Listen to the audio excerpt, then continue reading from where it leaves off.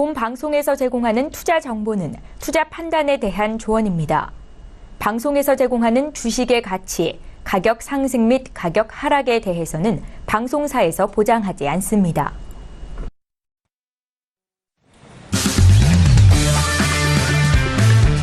네, 안녕하세요. 해외 선물 신세계 MC 김은혜입니다. 자, 오늘은 수요일인데요. 수요일 하면은 원유재고 발표가 있는 날이고 또 오늘은 각종 지표가 나오는 날입니다. 방송 시작 전부터 지표가 발표가 됐는데 잠시 후에 꼼꼼하게 짚어드리기로 하겠고요.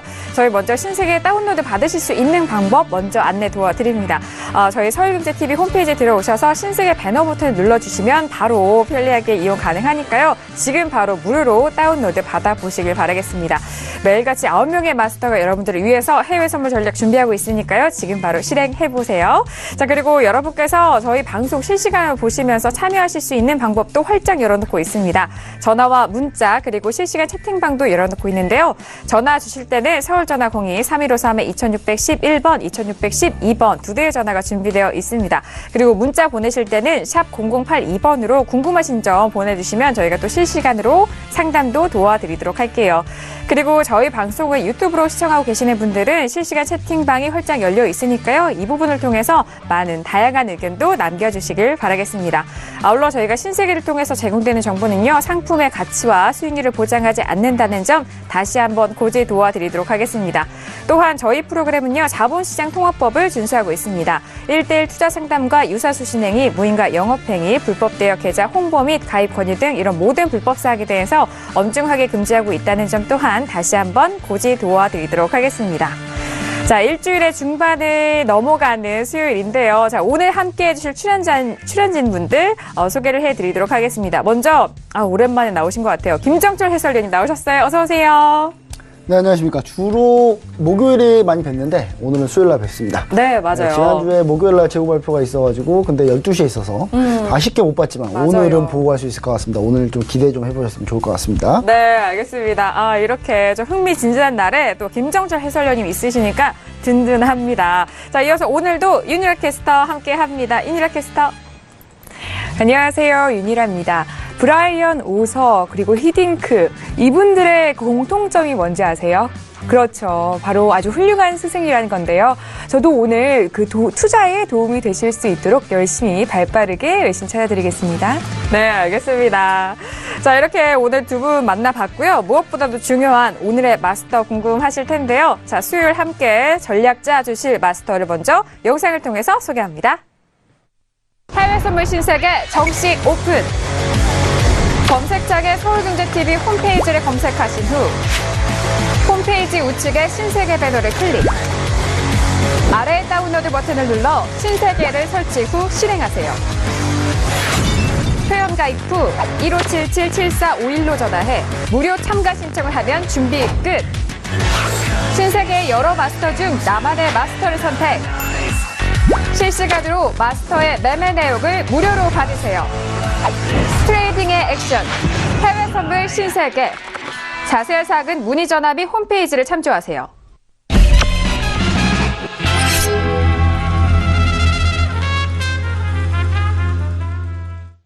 네, 오늘 함께할 마스터는요. 어제에 이어서 오늘도 함께 하십니다. 선재 마스터님 나오셨어요? 어서 오세요. 네, 안녕하십니까. 반갑습니다. 네. 선재 김수입니다. 네, 인사 말씀 더 해주실까요? 네. 어제도 나오고 오늘 또 나왔는데 또 오늘 어떻게 사인 드리고 어떻게 수익 내는지 또 다들 궁금하시죠? 네. 그거 뭐 복귀도 하면서 오늘 저녁 미국장 잘 지켜보도록 하겠습니다. 네, 알겠습니다. 좋은 것 같아요. 어제장에 전략 짜주신 것, 그리고 어제장의 흐름 복귀도 하면서 오늘 이은 시장의 분석과 전략도 함께 하신다면 정말 이틀 연속 아주 탄탄한 전략이 될 것 같습니다. 자, 이렇게 오늘 선재 마스터님과 함께 2부 동안 2시간 동안 함께 할 텐데요. 먼저 함께 출연진들과 짚어볼 이슈들을 화면 통해서 먼저 확인합니다. 네, 오늘 퓨처스 이슈 토크 이슈들입니다. 먼저 첫 번째 이슈는요. S&P 500이네요. 세제 개편한 기대감으로 신고파를 돌파를 하는 흐름을 보여줬는데요. 현재 흐름도 상승 흐름으로 이어가고 있습니다. 자, 이어서 다음 이슈 보도록 하죠. 다음 이슈는 미국채 10년물입니다. 증시 상승과 국채 입찰 부담감으로 추가 하락이 이어졌는데, 자, 오늘 장의 흐름도 지금은 또 계속적으로 하락을 이어가고 있네요. 126-20선에서 움직이고 있습니다. 자, 이어서 다음 이슈는요. 유로 FX입니다. 10월 테이퍼링 공식화 기대로 인해서 저점을 지지했다라는 이슈가 올라왔는데, 자, 최근 유로 FX 흐름 상당히 어려운데요. 오늘은 1.19600달러에서 거래되고 있네요. 다음 이슈도 확인합니다. 역시나 크루드 오일이 올라왔어요. 오늘 원유 재고 발표가 있는 날이기도 한데, 자, 다시 한번 48달러를 회복을 하면서 현재는 48.68달러에서 거래되고 있습니다. 네, 오늘도 어제장에 이어서 주요한 이슈 그리고 종목들 간의 희비와 그리고 방향성이 엇갈리는 그런 모습을 보여주고 있는데, 한 이슈씩 꼼꼼하게 짚어보면서 의견 나눠보도록 하겠습니다. 자, 먼저 S&P 500 지수입니다. 자, 어제는 고점을 향해서 갔던 S&P 현재도 2490선을 지킨 채 2492.50포인트에서 거래되고 있는데요. 자, 먼저 업앤다운 의견 들어본 후에 다시 한번 이야기 나눠보도록 하겠습니다. 자, 판넬 준비가 되셨나요? 다들 준비하시느라고. 네, 들어보도록 하겠습니다. 자, 하나, 둘, 셋. 네, 마스터님 홀로 업이고요. 왜 웃으세요? 네, 그리고 캐스터, 윤희락 캐스터 다운, 그리고 저도 다운, 그리고 김정철 해설위원님 다운이신 거죠? 네. 네, 알겠습니다. 자, 이렇게 3대1로 의견이 들어봤는데, 자, 뭐니 해도 지수는 또 외신부터 들어봐야 되죠? 윤희락 캐스터. 네, 먼저 어제 같은 경우에는요. S&P 500이 2496.48로 거래가 되는 모습을 보였는데요. 차근차근 외신 한번 이야기 나눠보도록 하겠습니다. 외신이 제시한 2500선에 좀 가깝게 접근을 하셨다는 거에 대해서 좀 보셔야 될 것 같은데, 현재 외신에 따르면은 for too close to the 2500 level for me and to become from buying here이라고 이야기해서 지금부터는 풀백이 있을 것이다. 그러니까 조정 국면에 들어갔다. 고 이야기를 하고 있고요. 2500선을 넘어선다면은 그 이후에는 상방 추세로 볼 수 있지만 단기적 조정이 어느 정도 약간 이쪽에서 이야기하기에는 뭐 개런티가 되어 있다고 이야기를 하고 있으니까요. 좀 참고해 보시면 될 것 같고요. 또 오늘 좀 이슈 짚어 보실 거는 뭐 크루드 오일 관련해서도 있고요. 또 US 경제 지표, 또 뭐 Federal Reserve Balance Sheet Reduction이라고 해서 연준 관련된 이야기도 들려오고 있는데요. 이런 것들에 좀 투자자들이 많이 집중을 할 것으로 보이니까요. 좀 이따가 발표 있으면서 좀 보시면 되겠고요. 그리고 오늘 발표된 모기지 신청 건수와 PPI 지수 같은 경우에는 모기지 신청 건수는 예상치를 상회했고 PPI 지수는 예상치보다 소폭 떨어졌습니다. 그런데 이 마지막으로 좀 참고해서 말씀을 드리고 싶은 게요. 레이 달리오 미 애널리스트, 월가 유명 애널리스트가 이런 말을 했습니다. Doing the opposite is a good idea라고 이야기하고 있는데, 연일 S&P 500 같은 경우에는 최고가를 찍고 있지만 이럴 때일수록 좀 위험 부담이 커지고 있다고 보여지는 부분이 있기 때문에요. 상승 방향이 이후 조정 국면을 거치고 어느 정도 명확히 잡힐 때까지는 좀 관망세를 유지하시는 것도 좋을 것 같습니다. 네, 알겠습니다. 다양한 외신 의견 들어봤습니다. 지금 뭐 방송 시작 전에 미국의 8월 생산자 물가 지수가 나왔는데요. 월가 예상치를 하회하면서 0.2%가 높게 나왔다라는 그런 부분이 있습니다. 일단 월가에서 0.3%로 봤는데 0.2로 나왔거든요. 자, 이에 대해서 함께 김정철 해설위원님 오늘 의견과 함께 이 의견도 짚어주시면 좋을 것 같아요. 일단 방금 발표한 건데요. 네네. 이제 사실상 물가 예상치보다는 생산 물가가 조금 낮게 나왔다. 이런 부분은 앞으로 이제 예상되는 소비자 물가 역시 그렇게 높지 않을 거다. 그런 의견은 결국은 금리 인상 속도를 빠르게 할 필요는 없다. 라는 결론과 기결이 되거든요. 왜냐하면 물가 상승 폭이 좀 가팔라져야 금리 인상에 대한 그런 압박들이 좀 계속 있을 거기 때문에. 근데 반면에 당연 한 가지 조금 이제 문제점으로 우리가 좀 얘기해 볼 수 있는 부분은 뭐냐면, 미 연준 같은 경우 앨런 의장이 이제 임기가 거의 다 됐고요. 이제 새로운 연준 의장이 나올 수 있는 상황인데, 앨런 의장이 과연 여기서 다음 연준 의장에 대해서 부담감 좀 줄이기 위해서 자기가 먼저 금리 인상을 다시 한번 카드를 꺼낸 다음에 갈지, 아니면 그냥 갈지. 그냥 이 부분에 대해서 조금 많이 의견이 갈리는 것 같아요. 그래서 제가 볼 때 이 생산자 물가 지표로만 봤을 때는 금리 인상하기는 쉽진 않다.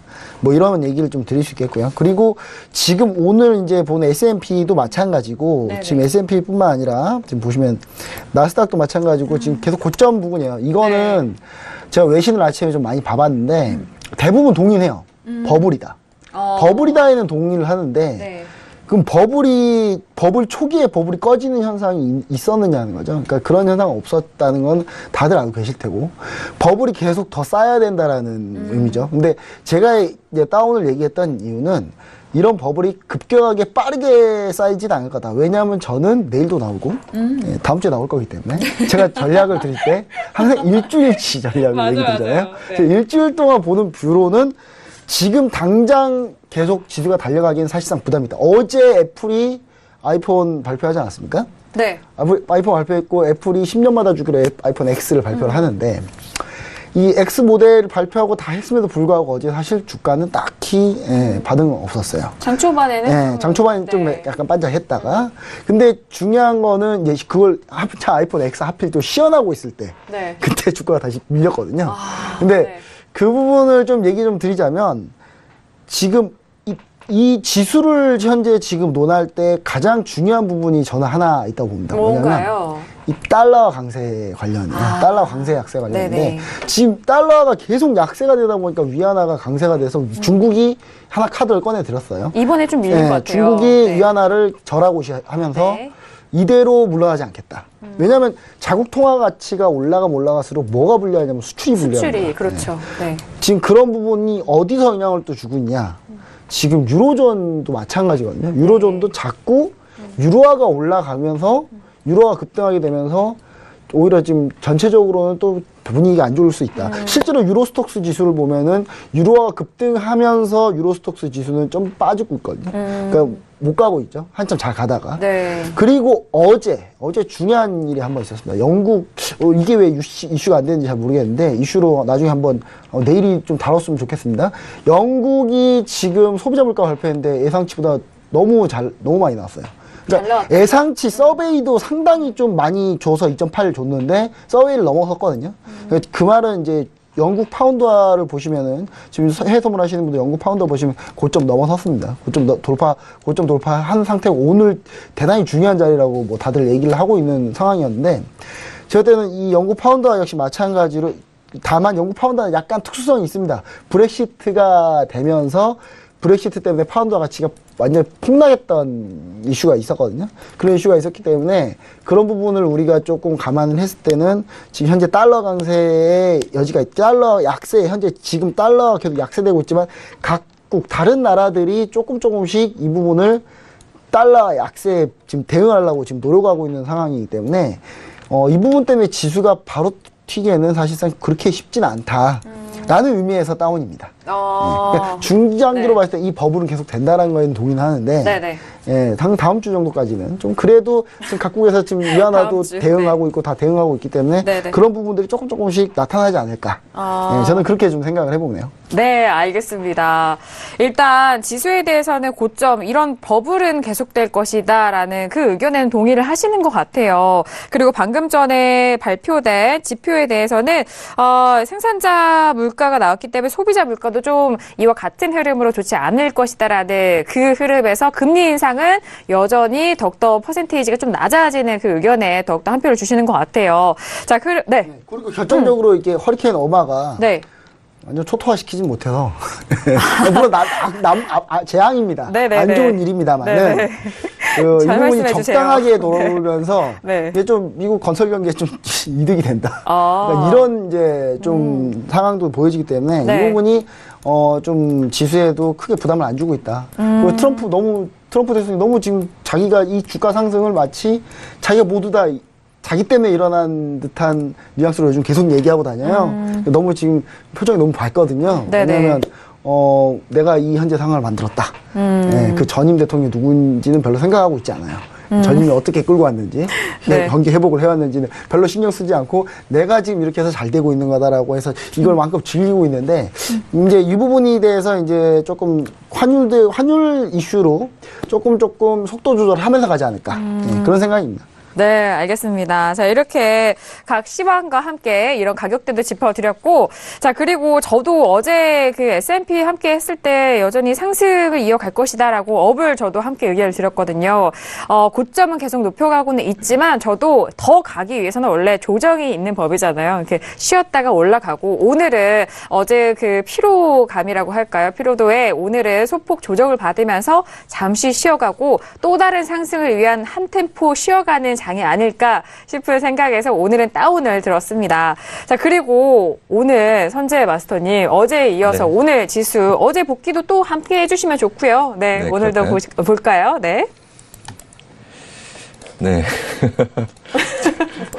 우선 제가 한 번씩 쳐다보는 건 차트하고 같이 나오는지 쳐다보는 겁니다. 네, 그렇죠. 자, 우선은 어제 관점하고 비슷합니다. 어제 뭐 실제 매도로 밀렸고, 그 다음에 제가 말씀드린 건 우선은 좀 더 기다렸다가 위에서 좀 장기적인, 그러니까 뭐 넘어가냐 못 넘어가냐의 최상단부에서 노리자 그 말씀 드렸고요. 그래서 뭐 중간에 차익들이 나오고 뭐 이렇게 출렁거릴 수는 있다고 봅니다. 근데 이제 전 8월 8일 날 고가가 있죠. 걔네들을 바로 깨는 게 굉장히 부담스러울 거라는 생각을 하고 있어요. 그래서 저걸 만약에 깨려고 마음이 먹더라도 시간이 걸릴 거고요. 그 다음에 우선 제가 보는 관점은 여기서 한 번 더 반등 가능성이 있기 때문에 이 채널 하단부에서는 우선은 뭐 저는 매도를 우선 못 쫓아가겠다. 그래서 어차피 뭐 자리는 두 자리라고 봅니다. 매도 관점을 보자면 저는 이제 뭐 반등한 업 이후에 매도를 본다. 그래서 우선 매도보다는 매수를 계속 고집을 해서 매수가 올라오면 매도 본다는 관점 어제와 같은 관점이고요. 네. 그래서 지금은 아직 뭐 추격하거나 위에서 치는 애들을 길게 보기는 어렵고 이 구간을 깬 이후에 아래 구간에서 무너진 다음에 매도하고 그다음에 윗 구간을 더 치고 온 애들 매도가 좋다. 단 둘 중에 하나를 손댄다면 반등을 한 애들을 기다렸다가 치는 거고요. 그 이유는 고점에 대한 이제 뭐 추가적인 고점, 그다음에 고점 갱신에 대한 그림이 나온 상태에서 저가를 깰 만한 의지가 있는 다음에 반등한 애들이 차익이 나오기가 쉽습니다. 그래서 뭐 최고가에서 그냥 매도를 치는 것보다는 항상 한 번쯤 눌림 상태에서 재반등이 일어났을 때 걔네들이 변곡일 가능성이 높고요. 네네. 일명 뭐 쌍저나 쌍고점 또 혹은 뭐 엉덩이 부분처럼 생겼다 그래서 그런 두 번 치는 구간에서 변동성을 노린다. 뭐 그런 관점으로 보신다고 생각하시면 될 것 같아요. 그래서 우선은 이 구간에서 매도는 우선 쫓아간 거는 배제를 하고 오히려 급락으로 무너진 다음에 저항을 갖고 있으면 8월 8일 날 걔네들 저항을 보고 매도를 치던지 네. 하신 게 낫고요. 지금은 다시 올라온 걸 기다리셨다가 고가 일봉상의 최고점, 그다음에 분봉상의 최고점에서 기다렸다 매도를 노리는 게 장기적으로 보기도 좋고 먹기도 대응하기도 수월할 거다. 그 관점 여전히 유지하고 있습니다. 네, 정말 쉬워요. 이렇게 말씀해 주시는 게 지금 하락으로 이어가고 있는데 여기서 추격 매도로 포지션을 잡아 가지지 말고 다시 한번 고점, 일봉상으로 봤을 때 고점에서 매도하는 그 관점, 포지션까지 정리를 꼼꼼하게 도와드렸습니다. 자, 이렇게 S&P 지수에 대해서 외신의 의견과 그리고 전반적인 시황, 그리고 가격대까지 꼼꼼하게 짚어봤고요. 자, 이어서 다음 이슈도 알아보도록 하죠. 자, 다음 이슈는요, 미국채 10년물입니다. 자, 어제 선재 마스터 어제도 나와주셨기 때문에 잠시 제가 좀 리뷰를 해드리자면은 다시 반등을 한다고 했잖아요. 네, 그 시간 이후 미국채가 반등을 했더라고요. 자, 그리고 지금 현재 가격대도 다시 한번 살펴보시죠. 126-20에서 자 21에서 거래가 되고 있는데 자, 먼저 오늘 나오신 분들 업앤다운 확인된 후에 다시 한번 의견을 나눠보도록 하겠습니다. 네, 들어볼게요. 자, 준비되셨나요? 네, 하나, 둘, 셋. 저 혼자 업이고요. 지금 다운을 드셨습니다. 자, 일단 저는 제가 업이니까 제가 빠르게 좀 설명을 드리고 네, 다른 분들 의견 들어볼게요. 지금 보합권에서 좀 왔다 갔다 하는 것 같은데 저는 어제 선재 마스터님이 좀 많이 빠졌다. 여기서 이때 일단 매도 자리는 다 나왔다라는 그 말씀이 계속 기억에 남아요. 그리고 오늘 지금 현재 가격대죠. 126-20에서 계속적으로 좀 지지가 되는 모습을 보여줘서 오늘은 뭐 하락 흐름 연일 하락 흐름보다는 뭐 보합권 또는 뭐 강보합 살짝 그 상승폭 안에서 좀 마감이 되지 않을까 하는 그런 분석에서 업을 들었습니다. 네. 자, 그러면은 다른 분들 의견을 들어보도록 하죠. 먼저 김정철 해설위원님. 네.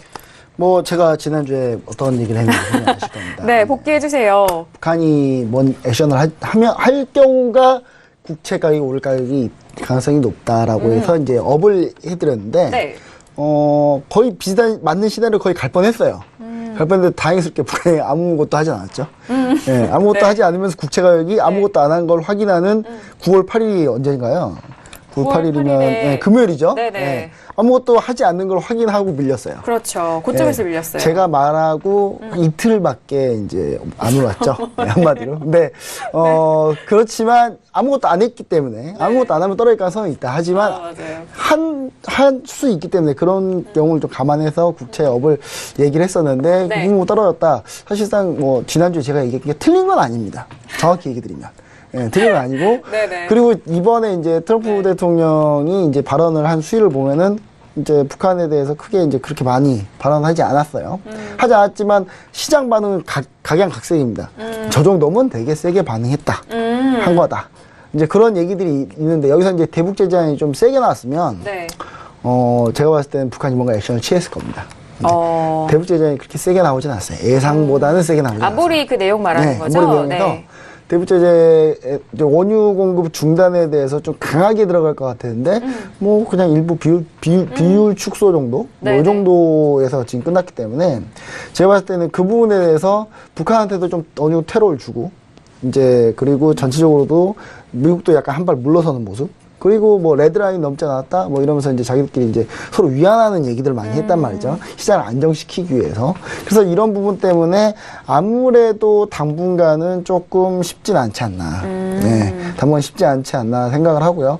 이 다음에 북한이 뭔가 지금 이제 국채 가격 상승 관련해서는 미국의 금리 인상 이슈가 추가적으로 발생하지 않으면 금리 인상 이슈가 발생을 하면 국채 가격은 당연히 밀리겠죠. 가격하고 금리하고 수익률 반대이기 때문에. 근데 이제 오늘 같은 경우는 생산자 물가 지수가 안 좋게 나왔기 때문에 제가 봤을 때 금리 인상이 좀 요원하다. 봤을 때 금리 인상 이슈입니다. 아니 국채 가격 상승 이슈죠. 하지만 이런 부분들이 사실상 시장에서는 어느 정도 이미 널리 퍼져 있고 유일하게 국채 가격을 들어올 수 있는 부분은 딱 한 가지 추가적으로 얘기 드리자면 이제 리스크밖에 없는 거예요. 지정학적 이슈. 우리나라 쪽에 있는.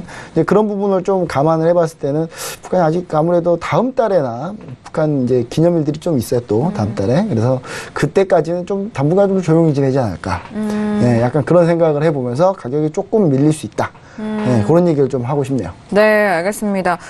그리고 뭐 짐 로저스가 북한 리스크 심각성이 점점 강해진다라는 그런 같은 맥락에서 왜냐하면 쓰네요. 북한이 사실 저희가 생각해 봤을 때 북한이 좀 이거 포기하고 뭔가를 선택하면 되지 않냐라고 얘기하는데 북한은 오로지 목적은 딱 하나밖에 없어요. 그러니까 북한 체제를 완전히 다 막 뒤엎고 하지 않는 한 북한은 어떻게 해서든 핵 개발을 완료할 거거든요. 그러니까 가는 길의 중간에 있는데 여기서 이제 막을 수 있는 몇 가지 있습니다. 몇 가지. 일부 몇 가지가 있죠.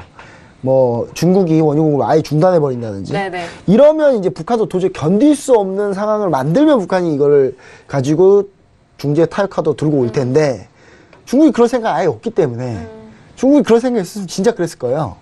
네, 제가 봤을 때 레드라인 넘는 거는 정해진 수순이다. 정해진 수순으로 넘어갈 거기 때문에 그럴 것 때문에 이제 북한 리스크가 사실상 우리는 많이 적응돼 있지만 점점 이게 이제 이 다음 핵실험, 이 다음 미사일 이럴 때는 점점 세질 거라는 거죠, 저는. 그래서 그 부분들을 우리가 조금 생각을 좀 해봐야 되지 않나. 그런 의미에서 짐 로저스가 얘기한 건데, 우리 짐 로저스님께서는 그 상품 전문이시기 때문에, 상품 전문이신데 북한 얘기하시니까 좀 약간 그러네요. 그래도 리스크에 대해서는 각 상품이라든지 뭐 지수, 뭐 각 종목에 영향을 미치는 거기 때문에 그분이 이제 주로 이제 어떤 거 많이 하시냐면 이제 그 이런 원유 상품, 골드, 금 이런 거 하시긴 하는데 그분이 이제 물론 투자는 잘 하십니다. 예, 잘 많이 하셨어요. 잘 하신 적도 많아요. 근데 못 하신 적도 많아서 뭐 그렇게 많이 비중을 두고 싶진 않네요. 네, 알겠습니다. 자, 그리고 어제 외신으로 그 국제 입찰 부담감에 대한 부분, 입찰에 대한 부분 또 외신으로 함께 또 짚어주셨는데 윤유라 캐스터, 네, 의견 들어볼까요? 네, 뭐 국제 관련해서도 여러 가지 이슈가 사실 나오고 있는데요. 근데 앞서서 말씀해주신 짐 로저스 뭐 지금 북한 리스크가 커지고 네. 있다라고 이야기했는데 사실 바로 전에 발언을 하기에는 반드시 통일이 될 것이니까 거기에 대해서 대비를 해라. 평화 토bil이 이루어질 것이다라고 이야기를 한 사람이기 때문에 뭐 그 발언의 수위나 또는 뭐 정확성에 대해서는 조금 염두에 가시면서 반응을 하시면 될 것 같고요. 그리고 방금 전에 사실은 제가 investing.com에서 좀 재미있는 기사를 읽어서 이것에 대해서 좀 이야기를 해보고 싶은데요. 미 국채 같은 경우에는 사실 이 move lower from its newest September 8th라고 이야기를 하고 있는데 이게 9월 8일 이후로 처음으로 떨어졌다 뭐 이런 이야기를 하고 있습니다. 그런데 전반적으로 이렇게 트렌드를 보시면요. 이게 준 14, 그러니까 6월 14일 이후로는 국채 그리고 안전자산 같은 경우에는 하락을 하는 모습을 좀 보이고 있다라고 이야기를 하고 있습니다. 이것은 물론 상승 추세를 이어오긴 했습니다만 뭐 스위스와 옌 골드 같은 경우에도 좀 너무 이렇게 학습 효과가 어느 정도 영향을 미쳤기 때문에 평양과 북한 그리고 announce its acceleration towards a nuclear weapon이라고 이야기를 하고 있는데 이렇게 뭐 북핵 같은 경우에도 크게 이제는 반응을 하지 않게 됐다. 뭐 지수 같은 경우겠죠. 지수에서 그렇게 크게 반응을 하지 않고 있기 때문에 좀 장기적으로 봤을 때 미 국채 같은 경우에는 하방으로 갈 수밖에 없다고 좀 보고 있습니다. 그리고 이런 추세는 아무래도 12월 그리고 1년 내지 뭐 이렇게 결정이 된다고 이야기를 하니까요. 이런 기사 같은 것들도 참고해 가시면서 투자하시면 좋겠습니다. 네, 알겠습니다. 외신들의 뉴스 정리를 해봤고요. 마스터님의 의견 마지막으로 들어보도록 하겠습니다. 다운해 주셨어요. 네. 네. 뭐 관점에 대한 거죠. 뭐 제가 들고 싶은 것 어느 것 들어도 설명이 되는 그림 네네. 같다 봅니다. 뭐 먼저 설명드리겠습니다. 그 대북 제재에 대한 거는 많이 완화가 됐죠. 뭐 김정은 씨라 해야 되나? 여튼 그 김정은에 대한 압박도 그러니까 해외여행이나 모든 게 가능하게끔 네. 풀려져 있고요. 제재 조치에서 빠져 있고요. 그 다음에 원유도 그 기존 물량 이상만 하지 않으면 더 이상 송유하지 않으면 된다. 이렇게 해서 뭐 제재 자체가 없었다고 보는 거죠. 그래서 그에 대한 압박이 많이 풀렸다고 보는 거고 그 다음에 어제 제가 말씀드렸던 건 차트에서 이 자리까지가 매도의 끝이라고 말씀을 드렸을 겁니다. 그래서 이제 그 자리에서는 반등을 노려야 된다. 어제 시간 이후부터는 반등을 노리는 게 여러분들한테 수익에 도움이 되셨을 테고 네. 결론적으로 말씀을 드리자면 우선은 매수도 매도도 다 맞는 자리입니다. 이 자리는 맞는 자리라고 보고 있고요. 추가적인 저가를 낮추면 반등 나올 가능성이 높은데 우선 저가를 낮출 때 제가 확인을 하는 작업이 한번 필요하긴 하지만 네. 일반적으로 이 그림들은 뭐 약간 낮추더라도 다시 반등을 해서 매도 쪽으로 한마디를 더 여는 그림들 예상을 하고 있기 때문에 그 어제 추세는 매도, 그다음에 매도가 끝난 시간이기 때문에 매수 스캘핑이 났다 새벽까지는. 그다음에 지금은 같은 자리를 또 왔어요. 네. 그러면 여기서 반등을 바로 하면 그렇게 강하지 않을 건데 뭐 약간 낮추고 반등해도 이 마디를 크게 높이지 못할 거라고 봅니다. 그래서 한 이 정도 부분에서는 다시 매도 준비를 해야 돼서 처음에 온 친구들은 쳐서 두려울 게 없어요. 반등이 없이 온 애들이라서 더 빠지더라도 반등을 할 수 있는데 똑같은 자리를 다시 왔을 때는 잠깐 좀 기다렸다가 매수를 노려야 되는 거기 때문에 이제는 그냥 매수를 기다렸다 매도를 치는 게 더 유리하고 그다음에 아직 그 대북 제재나 전반적인 위험자산 선호 심리를 부추길 만한 이슈들이 계속 안 나오고 있기 때문에 강력하게 그렇기 때문에 약간 안전자산에 대한 차익이 더 나와서 이 강력한 자리를 며칠 안에 다시 깨고 전체적인 박스 구간 부합 안으로 들어갈 거다. 한마디로 뭐 이렇게 이해하고 있습니다. 전체 그림은 이 구간 고점을 한번 높인 아이들이 넘어가지 못하고 갭으로 떨어진 다음에 이 구간 매물대 안에서 노는 그림을 만들 거다. 그리고 일봉상에서의 추세가 어제 빠진 애들이죠. 빠져서 이제 매도 힘이 약하기 때문에 어제는 반등을 노린 거고요. 그다음에 지금 뭐 매수 배팅하라면 충분히 저는 또 할 수 있는 자리긴 하지만 얘네들은 밀렸다 갈 가능성이 높기 때문에 어제 장이 끝난 다음에 주력으로 스캘핑으로 위로 올렸던 애들 다시 같은 자리 왔을 때는 대비를 하고 조심스러운 게 필요하고요. 오히려 주력은 반등을 한 애들 추세 상단부에서 누르는 게 더 유리하다는 이야기입니다. 그래서 매수로 갔다가 큰 흐름들이 다시 매도로 빠질 거다. 그래서 어제 매수 스캘핑 보는 것보다는 오늘 좀 더 불안할 수 있기 때문에 우선은 추세 긴 쪽으로 다시 여는 쪽으로 관점을 돌리는 게 맞다. 이렇게 보고 있습니다.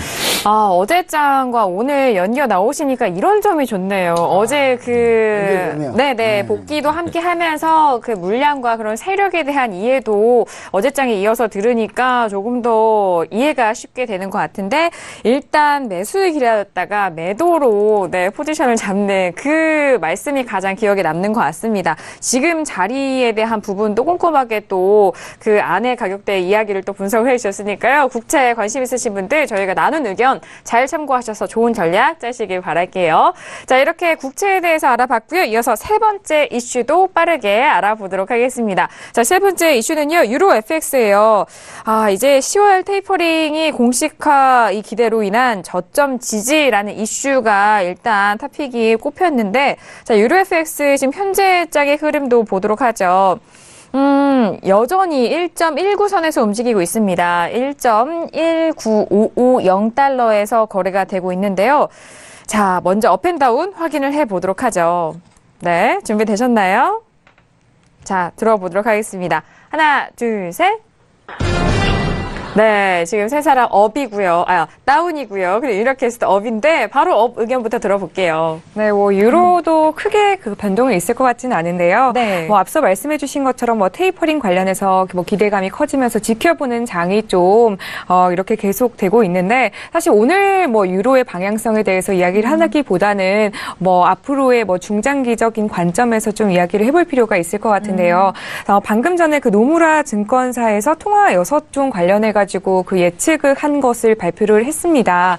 그런데 유일하게 달러를 약세로 봤고요. 또 유로 같은 경우에는 큰 폭으로 이렇게 expect the euro could reach $1.25 or higher in coming months라고 이야기를 하면서 12월 달까지 유로 같은 경우에는 1.25달러를 넘어설 수 있다고 이야기를 하고 있습니다. 이게 재미있는 점이 6개의 통화 있죠. 캐네디안 루니, 뭐 브리티시 파운드 그리고 여러 가지 종목의 통화에 대해서 분석을 구체적으로 해놓은 것인데요. 오히려 오직 달러만을 그 하방 추세로 보고 있기 때문에 아무래도 상대 통화인 유로 같은 경우에는 계속해서 강세 흐름을 이어갈 수밖에 없겠고요. 그리고 유로 사실 오늘장에서 좀 중요한 가격대가 있는데 1.2092달러를 좀 보시면은 만약에 이것을 좀 보셨을 때 넘어설 수 있다면은 상방 흐름이 있다. 그런데 만약에 이것이 깨지고 1.1926이 깨진다면 더 크게 하락할 수도 있기 때문에 오늘 이렇게 보시는 거는 가격대에서 이제 좀 이따가 다 설명을 해주실 텐데요. 가격대를 보시면서 좀 민첩하게 움직이시는 게 중요할 것 같습니다. 일단 좀 재미난 그 가격대네요. 1.2092달러 위쪽 상방 쪽으로는 1.2를 넘어선 가격이 더욱더 돌파되면은 상방 쪽으로 또 지금 아래쪽으로는 1.1956달러인가요? 26입니다. 26. 네. 지금 56이라면은 점점 가까워져 있는 가격대여서 제가 그래서 지금 적어본 거예요. 그래서 일단은 1.1926달러 하방 쪽으로의 가격대 상단선과 하방선에 대해서 말씀해 주셨습니다. 여전히 외신 쪽에서는 달러를 약세로 보는 기조가 더욱더 팽배하네요. 자, 의견을 함께 나눠봤고요. 그렇다면은 뭐 김정철 해설위원님, 아까 이전에 또 뭐 지수 설명해 주시면서 유로에 대해서도 말씀을 또 해주셨잖아요. 네, 이어서 좀 들어볼까요? 방금 이제 외신에서 노무라인가요? 노무라 증권이요. 노무라와 저 상향이 완전히 다르네요. 다르다고요? 저는 다르다고. 달러화가 이제 어느 바닥 따지고 이제 올라올 생각을 하고 있고. 네네. 그 부분에 대해서 이제 중국이 위안화를 먼저 절하면서 스타트했다고 봅니다. 이거를. 스타트했다고 보고 더 이상 이제 미국 좋은 일만 하지는 않겠다라는 게 전 세계적인 입장이고. 네. 유로화 같은 경우 지금 저희가 유로를 얘기하고 있기 때문에 유로화를 얘기 드리자면 유로존에서는 사실상 어느 정도 호재가 있습니다. 유로화가 올라갈 수 있는 포인트들 몇 가지가 있어요. 일단은 12월 이후에 일단 지켜보겠다라는 게 이제 22의 생각이고, 양적 완화 축소에 관련해서는. 네. 테이퍼링이라고 하죠, 이걸. 근데 이 부분에서 이제 이 부분이 가장 중요한 키를 잡고 있긴 하지만, 이제 각국의 유로존을 구성하고 있는 각 나라들의 경제 성장률을 좀 보자면, 독일은 현재 견조하고요. 네. 그리고 나머지 국가들 중에 좀 프랑스가 좀 돋보이긴 합니다. 프랑스가 워낙에 안 좋았기 때문에 최근에 이제 어느 정도 좀 프랑스 같은 경우 개혁 드라이브를 좀 걸면서 네. 경제 성장이 좀 나타날 수 있다라는 걸 보는데 사실 올해보다는 저는 그게 내년에 좀 나올 것 같다. 아. 네, 올해는 뭐 마크롱이 잡은 지 얼마 안 됐기 때문에 현재 네네. 정권 잡은 지 얼마 안 됐기 때문에 올해 그런 추세가 나타나기보다는 내년에 좀 나타날 가능성이 좀 크다라고 좀 보여지고요.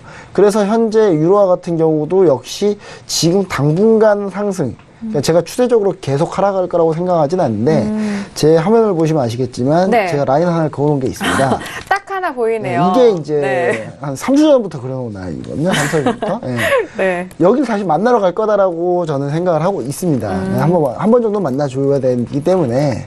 그래서 급락보다는 어느 정도 좀 추세적으로 다음 주까지는 조금, 추세적으로 조금 살짝 밀려주지 않을까. 왜냐하면 통화정책 이슈로 봤을 때는 각 나라들이 달러와 약세에 대응을 하는 그런 현재 상황 기조라고 좀 보시면 될 거기 때문에 네. 그런 기조가 다음 주 정도까지는 좀 어느 정도 나타난다라고 보여지고 있습니다. 그리고 여기 이 부분에서 이제 조금 얘기 드릴 게 이제 영국 파운드하고 뭐 어제 급등한 거는 어떻게 얘기할 거냐라고 하는데 파운드와 상당히 파운드와 강해요. 같은 네. 경우는 이제 어제 같은 경우 영국 같은 경우 소비자 물가 지수가 워낙에 세게 나와서 네. 그러니까 물가가 미국하고 반대라고 보시면 됩니다. 미국은 물가 지수가 안 좋게 나와서 금리 인상을 못 해요. 그리고 반면에 영국은 물가가 상당히 높게 나왔어요. 물가 상승률이. 물가 상승률이 높게 나왔는데, 그럼 금리 인상을 해야 되는 신호라고 다들 생각하겠지만, 영국은 조금 다릅니다. 브렉시트 때문에 그동안 워낙에 그 파운드가 떨어졌었고, 그리고 그게 대한 반발작용이거든요. 그리고 파운드가 올랐던 거는 소비자 물가가 너무 높게 나왔다는 것 때문에 그것 때문에 이제 벌어진 결과이기 때문에 제가 봤을 때는 이 파운드화 같은 경우가 급등한 부분이 유로화에 영향을 주지 않을 거다. 이렇게 좀 보여지고 있기 때문에 저는 네. 유로화가 좀 추세적으로 다음 주까지는 조금 지지부진한 흐름과 밀리는 흐름을 보여주지 않을까. 네, 그렇게 좀 생각을 해봅니다. 네.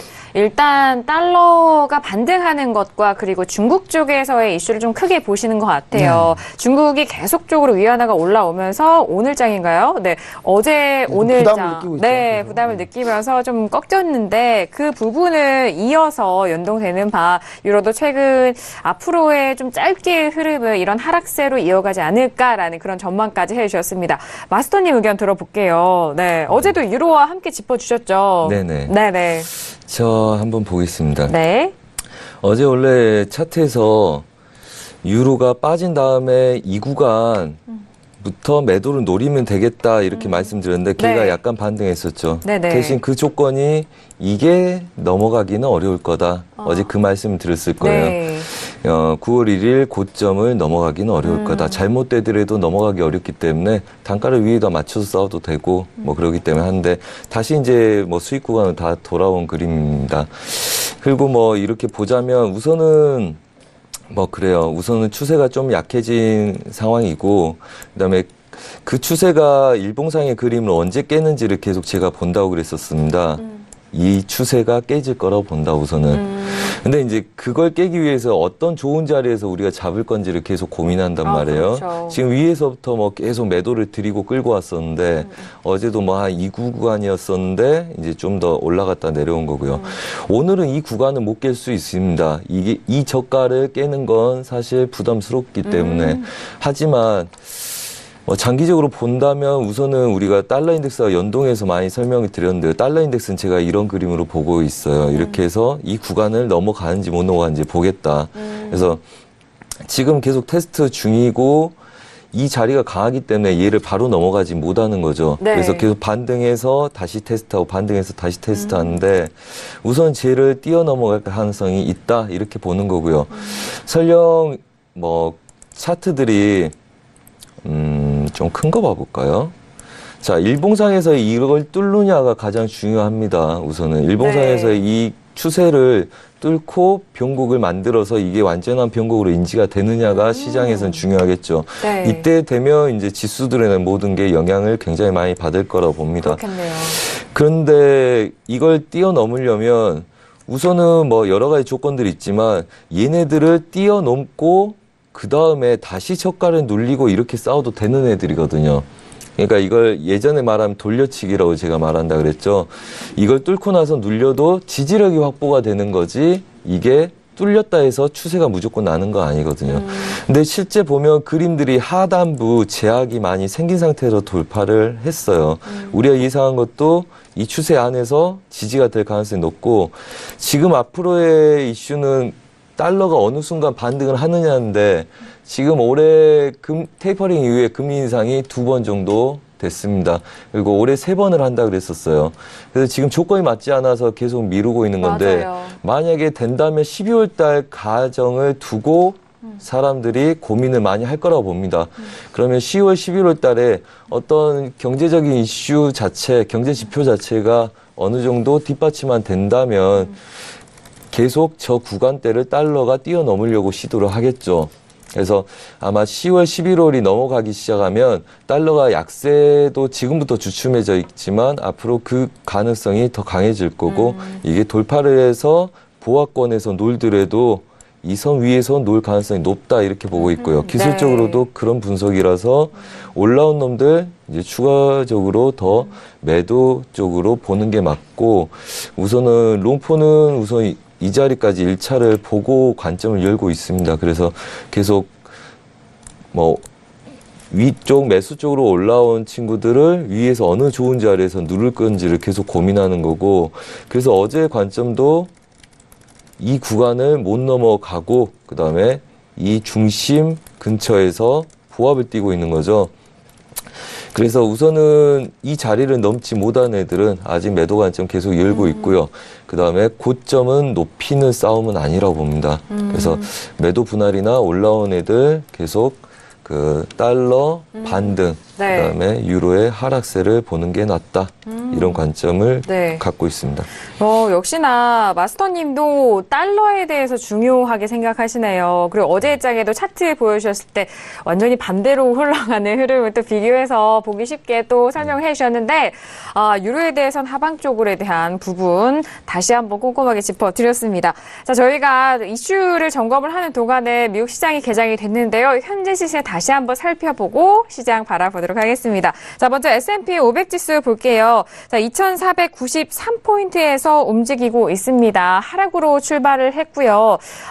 다우 지수만 상승으로 출발이 됐는데요. 자, 정보통신기술주가 하락을 주도했다라는 실시간 속보도 떴습니다. 자, 이어서 다음 이슈, 다음 종목은 어떤 종목 볼까요? 골드 볼까요? 자, 골드도 보도록 하겠습니다. 네, 1,333.5달러에서 거래가 되고 있습니다. 자, 안전자산 역시 오늘도 조금 쉬어가는 흐름을 보여주고 있는데요. 전거래 대비해서 0.19% 하락한 가격대에서 움직이고 있습니다. 자, 다음은요, 크루드 오일도 보도록 하죠. 오늘 원유 재고 발표가 있는 크루드 오일 재고 발표 전에 어느 가격대에서 시작을 하는지도 중요할 텐데요. 48.64달러, 전거래에 대비해서 0.56% 상승한 가격대로 일단 48달러 중반대 가격은 지켜내고 있습니다.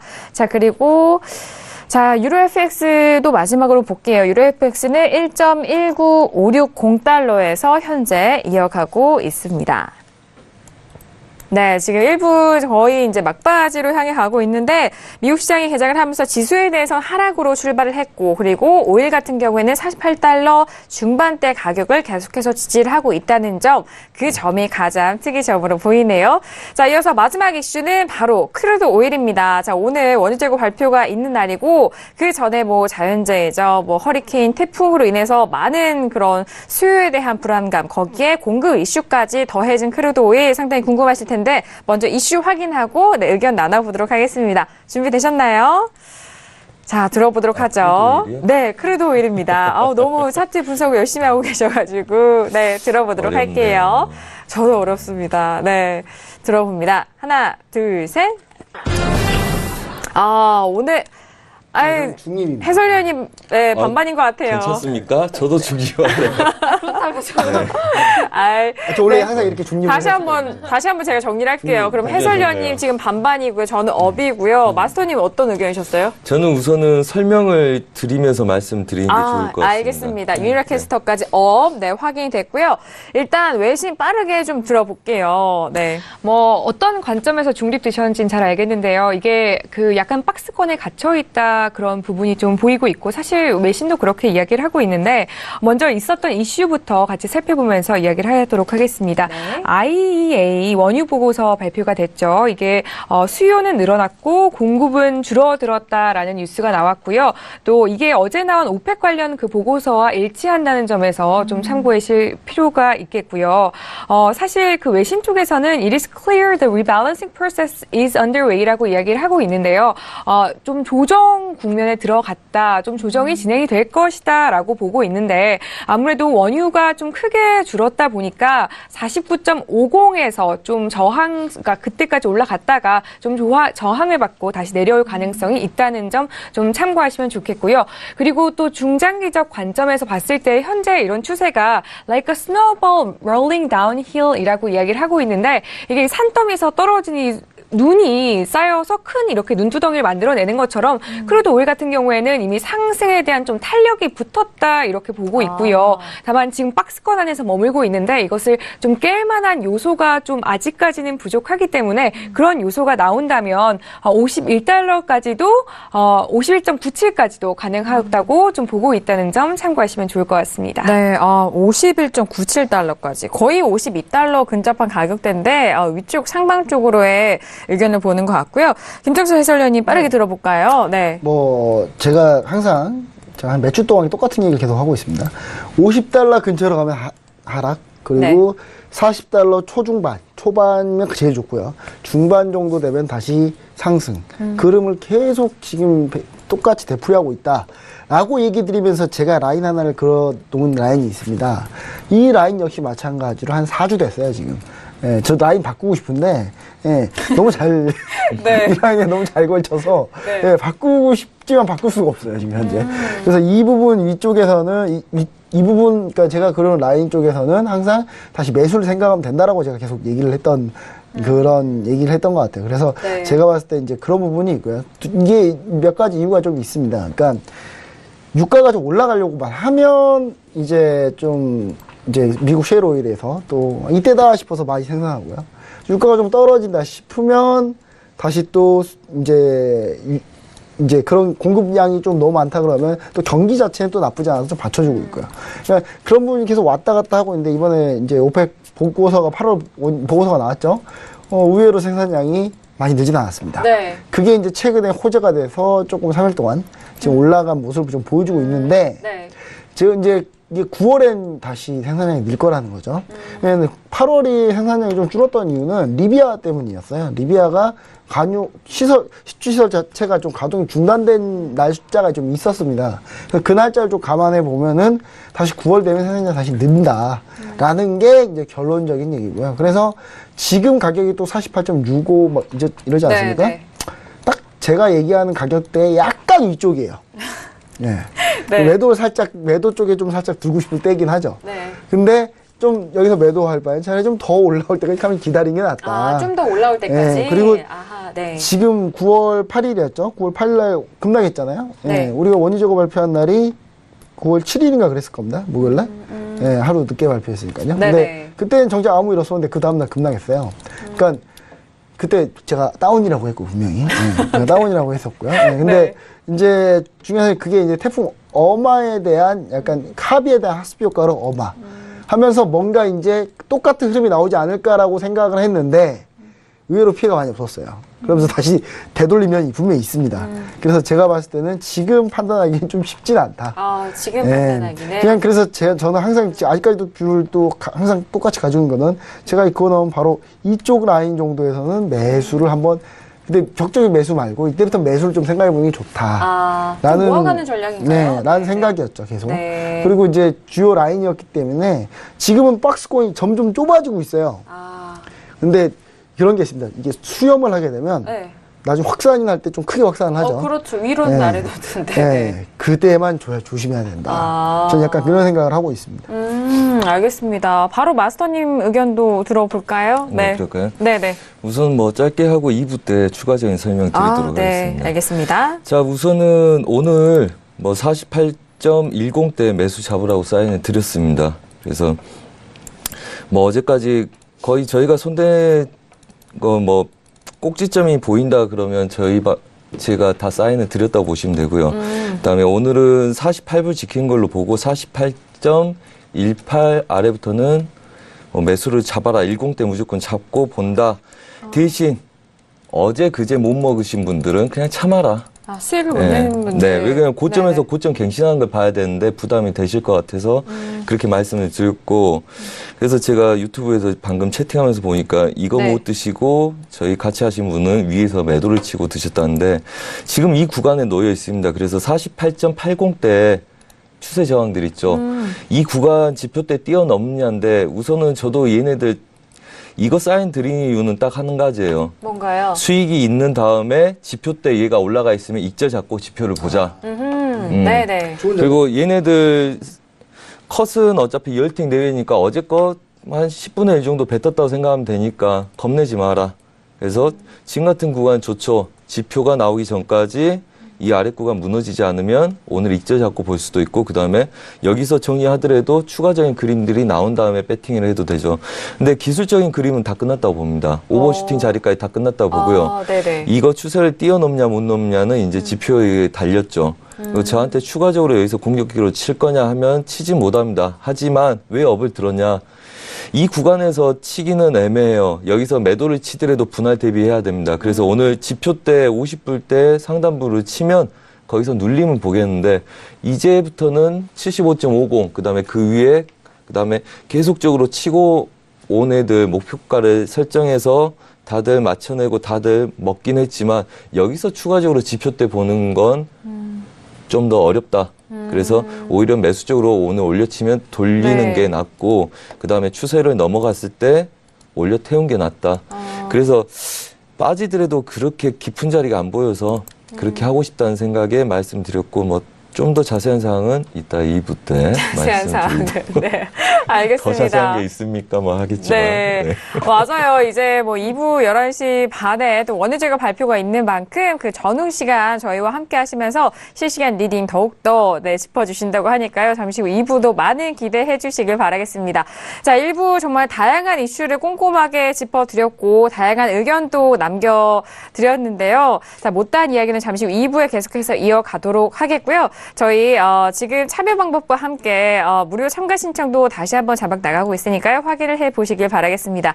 또한 저희 1부를 통해서 제공된 정보는요. 투자 판단에 대한 조언입니다. 상품의 가치와 수익률을 보장하지 않는다는 점 다시 한번 고지 도와드릴게요. 저희 1부 여기서 마무리하겠고요. 잠시 후 2부에서 다시 뵙도록 하겠습니다. 감사합니다.